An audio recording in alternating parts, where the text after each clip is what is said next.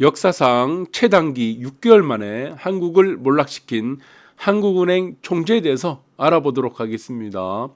대한민국 역사는 수천 년 동안 중국의 외세, 지금 침략을 받아왔고 치욕적인 일제의 36년 강점기를 거치기도 했습니다. 그러나 우리 국민들은 그때마다 슬기롭게 이겨나갔죠. 그런데 우리나라 국민에 의해서 6개월 만에 한국이 침몰이 되고 있습니다.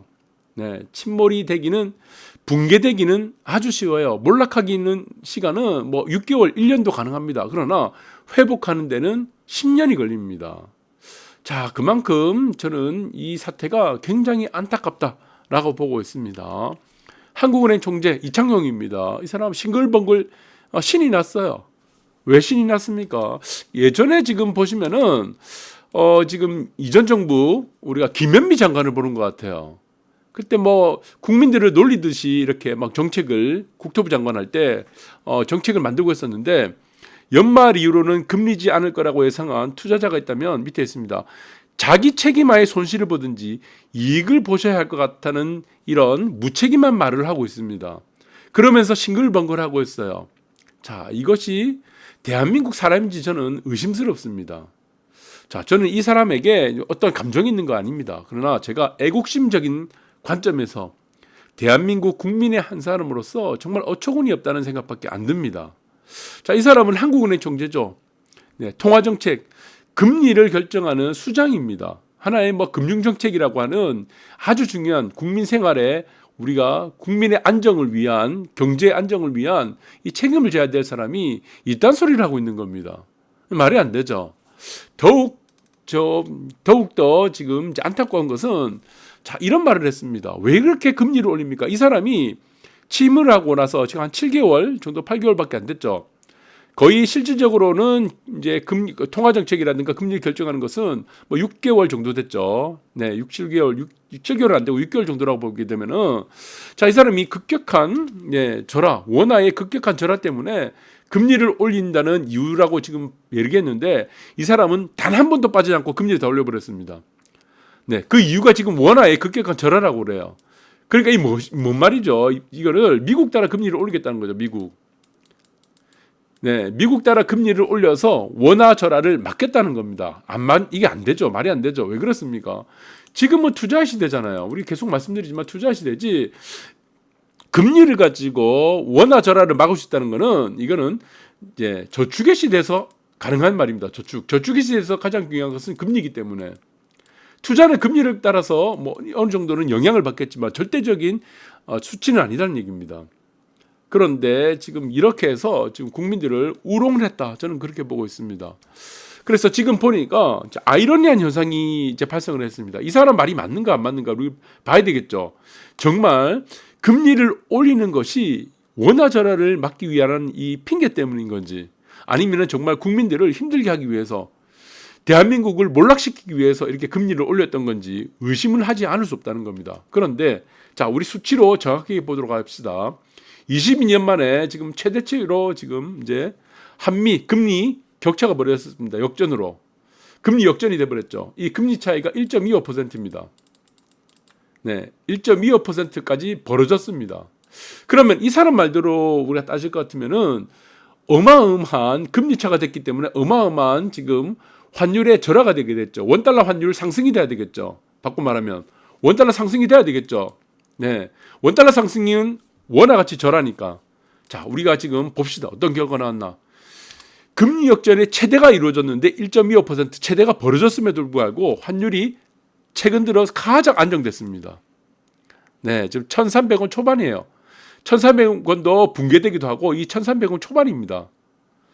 말이 안 맞죠. 전혀 말이 안 맞습니다. 그래서 제가 항상 말씀드렸죠.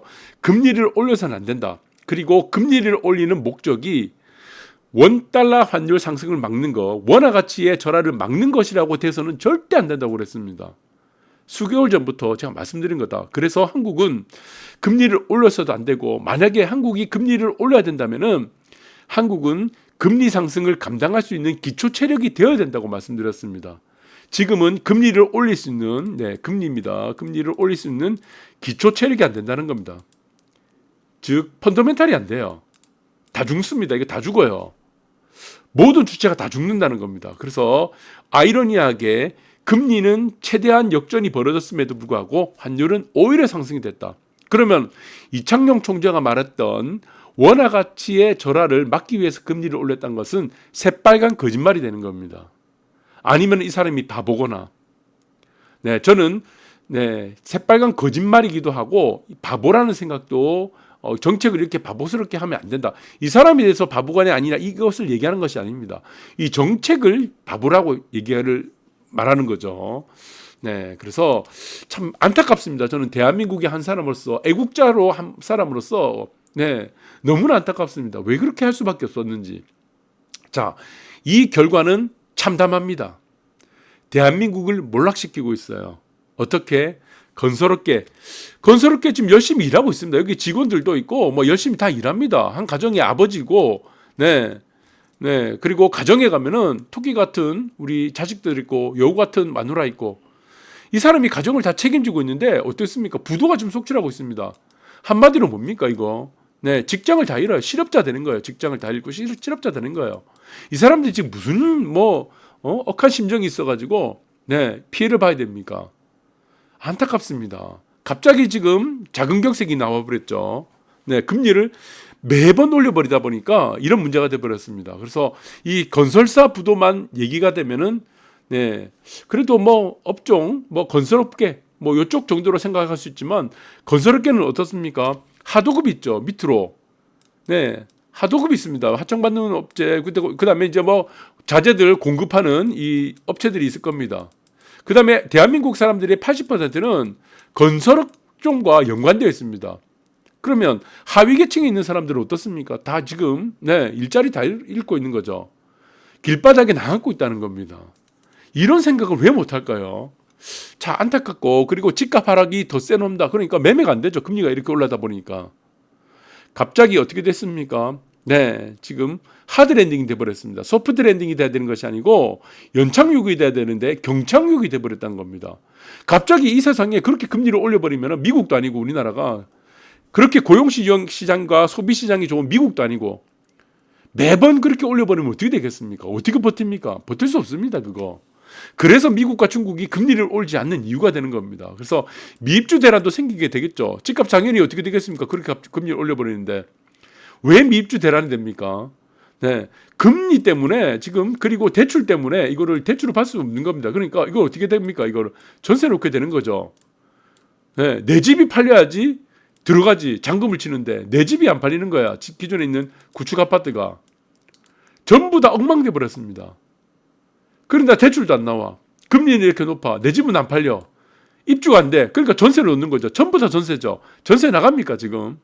어떻게 되겠어요? 망하는 거죠. 망하는 거. 전부 다 망하는 거죠. 망한다.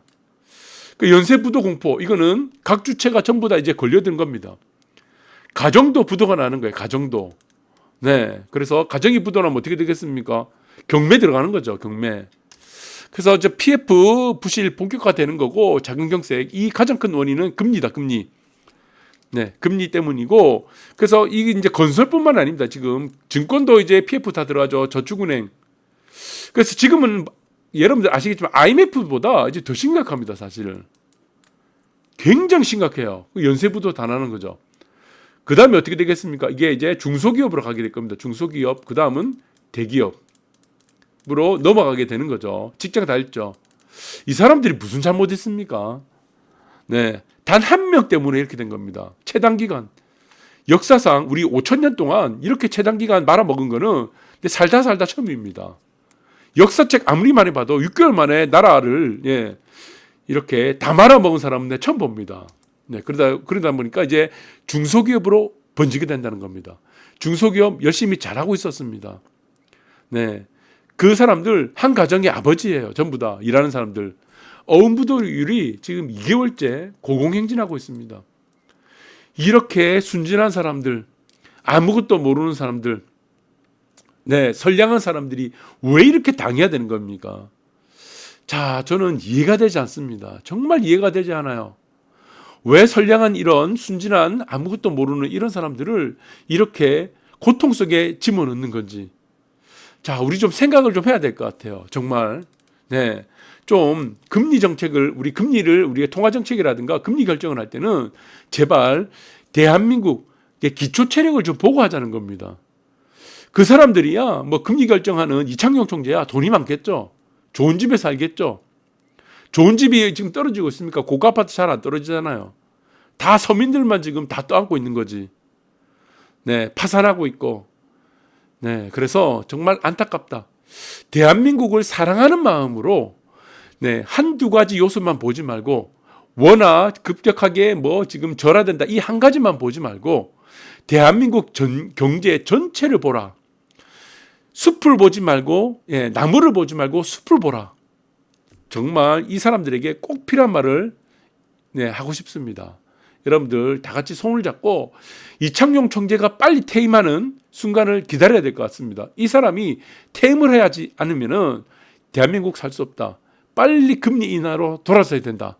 우리 다 함께 기도하는 마음으로 오늘 하루를 보내도록 합시다. 감사합니다.